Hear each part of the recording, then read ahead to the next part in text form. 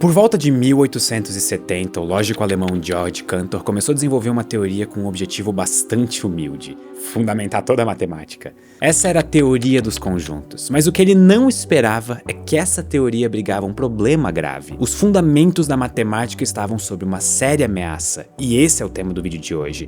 Então senta que lá vem história. A ideia do Cantor começa quando ele tenta estipular alguns princípios elementares, que nós chamamos de axiomas. Axiomas são basicamente conceitos sem prova, que nós tomamos como verdadeiros de antemão. Eles servem como uma espécie de ponto de partida que nós podemos considerar seguros, ou até muitas vezes óbvios, como dizer que eu sou igual a mim mesmo. E nós podemos aceitar ou não esses axiomas, e dependendo do que aceitamos, conseguimos obter ou derivar coisas bem diferentes. Como a teoria que o Cantor estava tentando formular era sobre conjuntos, então faz sentido que a primeira coisa que ele tinha que definir era o que é um conjunto. E acreditem, essa tarefa não é tão simples quanto ela parece. Se eu perguntasse para vocês o que são conjuntos, muitos de vocês responderiam que conjuntos são coleções de objetos ou coisas.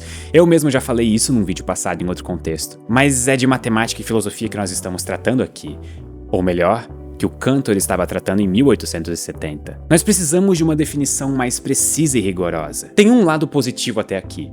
A ideia de conjuntos é bastante intuitiva e, de certa forma, nós podemos dizer que ela existe desde que nós começamos a contar e agrupar coisas. Eu até posso ir além e dizer que nós podemos fazer um conjunto de qualquer coisa que nós podemos pensar ou nos referir. Como, por exemplo, o conjunto que tem apenas você como membro, também conhecido como grupo do WhatsApp, para lembrar de fazer coisas depois. Ou então o conjunto de coisas amarelas que tem dentro dele girassóis, bananas, táxis, Bob Esponja e muitas outras coisas. Ou, quem sabe, o conjunto de todos os números naturais maiores do que 1000, que seria infinito. O conjunto de todos os inscritos do Ciência Todo Dia que nunca tiveram crises existenciais com pelo menos um vídeo do canal, que provavelmente seria vazio. A ideia é que conjuntos podem ser grandes ou pequenos, assim como infinitos ou vazios. Nós podemos definir um conjunto listando todos os objetos que ele contém de forma extensiva. Por exemplo, o conjunto de todas as peças de roupa nessa sala seria composto por a minha camiseta, porque eu tô sem calça. Só antes de continuar, você gostaria de aprender tudo sobre inteligências artificiais generativas? E não é mais um curso genérico, é a nova imersão IA da Lura, para você mergulhar em aplicações das novas IAs para sua carreira, tipo o ChatGPT.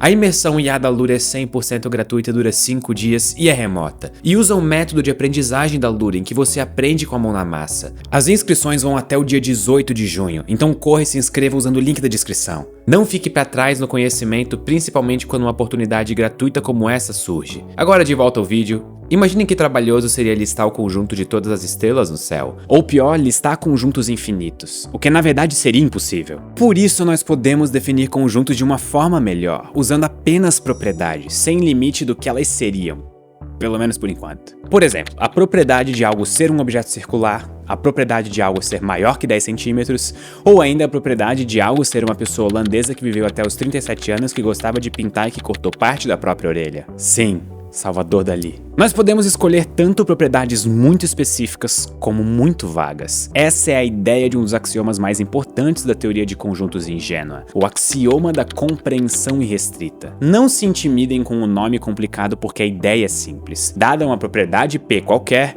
existe o conjunto dos objetos que possuem essa propriedade. Para os curiosos, colocando essa ideia em termos lógicos, nós teríamos algo como isso aqui que está aparecendo na tela. Bem empolgante. E vocês achando que filosofia era só pensar. Ou seja, existe um conjunto X para toda coisa Y, tal que Y só pertence a X se e somente se Y tem a propriedade P, sendo que X é o conjunto de todas as coisas Y que possuem a propriedade P. Cara, isso parece uma coisa que meu advogado me mandaria falar num vídeo, não sei porquê. Não fritem o cérebro ainda, porque eu vou falar isso de outra forma que vai ajudar. Nós podemos descrever o conjunto de todas as capitais do Brasil como todo X, tal que X é uma capital do Brasil, que é igual ao conjunto que contém Belém, Belo Horizonte, Rio de Janeiro, São Luís e todas as outras 23 capitais. E além desse axioma, haviam outras ideias, como a de que os conjuntos que têm os mesmos elementos devem ser iguais. Ou seja, o conjunto que tem o segundo planeta do sistema solar, a estrela da manhã e a estrela da tarde, é igual ao conjunto que contém apenas Vênus, já que eles são apenas nomes diferentes para a mesma coisa. Além disso, a ordem dos elementos dentro do conjunto não importa, de modo que o conjunto composto por gato, cachorro é igual ao conjunto cachorro, gato. E também não importa se os elementos estão repetidos, porque o conjunto gato, gato é igual ao conjunto gato. Então vamos supor que eu vou chamar o conjunto contendo gatos e cachorros de A. Então se nós quisermos pegar apenas os elementos de A que sejam animais que latem,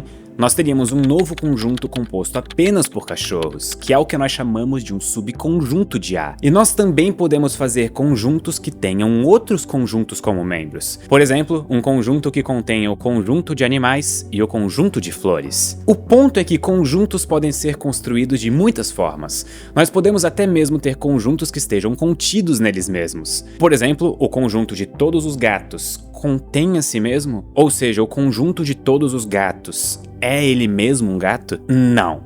Porque conjuntos são objetos matemáticos e não animais peludos que miam, certo? E o conjunto de todas as coisas que não são tartarugas contém a si mesmo? Sim, porque conjuntos não são tartarugas. Mas e o conjunto de todos os conjuntos não vazios contém a si mesmo? Ou seja, o conjunto de todos os conjuntos não vazios é ele mesmo não vazio? Bom, parece que sim, já que existem muitos conjuntos não vazios, como o conjunto de estrelas no céu. Ou seja, o conjunto de todos os conjuntos não vazios tem vários elementos. Logo ele não é vazio. Essas eram algumas ideias da teoria ingênua de conjuntos que o Cantor estava desenvolvendo. Ele pensou que existiria um conjunto para qualquer propriedade que nós pudéssemos criar, e é aqui que entram mais dois personagens importantes da história, Bertrand Russell e Gottlob Frege. Frege também era um lógico alemão, e assim como Cantor, ele estava na busca pelos fundamentos da matemática, mais precisamente da aritmética. Mas ele apostou um pouco mais alto. Ele queria mostrar que toda a aritmética básica poderia ser derivada a partir da lógica e um pouco de teoria de conjuntos e nada mais. E esse grande projeto da sua vida foi chamado de logicismo, e a sua teoria dependia do bom funcionamento da teoria de conjuntos. E é aqui que entra o Russell na história. Russell olhou para tudo isso e ele pensou: bom, se conjuntos podem conter a si mesmos e eu posso construir um conjunto a partir de qualquer propriedade, então imagine um conjunto formado por todos os conjuntos que não contêm a si mesmos. É o equivalente lógico a gritar truco e pedir mais 9. Esse conjunto de todos os conjuntos que não contêm a si mesmo teria muitos membros. Por exemplo, o conjunto de todos os gatos, o conjunto de todas as flores, o conjunto vazio e muito mais. A pergunta devastadora do Russell foi a seguinte: esse conjunto, composto por todos os conjuntos que não contêm a si mesmos, contém ele mesmo? Russell era fantástico. Calma, vamos lá. Eu vou chamar esse conjunto de R. Então nós vamos definir da seguinte maneira: R é o conjunto de todo o conjunto X, tal que X não pertence a X. Então nós temos dois casos. Ou R pertence a R, ou R não pertence a R. No primeiro caso, se o R pertence a R, então pela nossa definição, para estar dentro do conjunto, ele precisa ter a propriedade de não pertencer a R. Então nós temos que se R pertence a R, então R não pertence a R. No segundo caso, se R não pertence a R, então ele cumpre a propriedade que define o conjunto.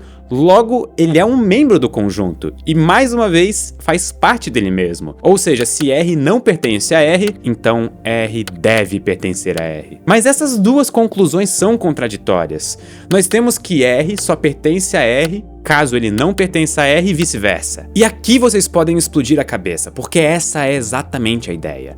Esse é o famoso paradoxo de Russell, e se você não entendeu, não se preocupe, porque realmente a conclusão é paradoxal. A ideia é a mesma de outros paradoxos de autorreferência, ou seja, que referem a si mesmos, como o paradoxo do barbeiro ou o paradoxo do mentiroso. Então, por volta de 1902, quando Frege estava prestes a publicar o seu livro Leis Básicas da Aritmética, fruto de todo o seu trabalho e do seu ambicioso projeto de logicismo, Russell enviou uma carta explicando o paradoxo. E isso faria a teoria do Frege cair por terra, mas ainda assim, o Frege honrou seu compromisso com a verdade e adicionou um apêndice no início do livro dele, onde ele exibia o paradoxo de Russell, alertando que toda a teoria proposta naquele livro tinha um problema fundamental. É uma atitude muito honrosa, a gente tem que ser sincero, porque na era de hoje, principalmente no Twitter, as pessoas simplesmente iam fingir que estão certas. Isso serve pra você. Mas as coisas não acabaram por aí. A matemática ainda precisava de um fundamento, e diversas soluções foram rapidamente sugeridas. Se nós temos a liberdade de criar axiomas, nós também temos liberdade de destruir ou modificar eles, e foi a partir disso que surgiram soluções para o paradoxo. Uma delas foi feita na teoria de conjuntos de Zermelo e Frankel, conhecida como ZFC e amplamente utilizada na lógica e na matemática. A ideia deles foi restringir o axioma da compreensão, que definia um conjunto a partir de outro conjunto definido por qualquer propriedade. Eles adicionaram um novo axioma, chamado de regularidade, em que conjuntos não poderiam pertencer a si mesmos e logo o paradoxo não poderia ser derivado. Tudo fica bem, os fundamentos da matemática foram salvos. Mas só até meados de 1930, quando Kurt Gödel apareceu com um problema que, digamos, ainda hoje é uma das grandes limitações da matemática. E não só isso, foi o que mudou o rumo de uma guerra mundial e possibilitou o desenvolvimento de computadores. Mas isso é história para outro dia. Esse é o tipo de vídeo que provavelmente a gente tem que assistir mais de uma vez para entender completamente o seu significado, mas o paradoxo de Russell é um exemplo muito bonito de como uma ideia, quando muito bem executada com palavras, pode fazer as nossas melhores teorias caírem, e é assim que a ciência e o conhecimento avançam. E para finalizar o vídeo, eu gostaria de deixar vocês com uma tarefa especial. Tentem imaginar uma cor que não existe. Muito obrigado e até a próxima.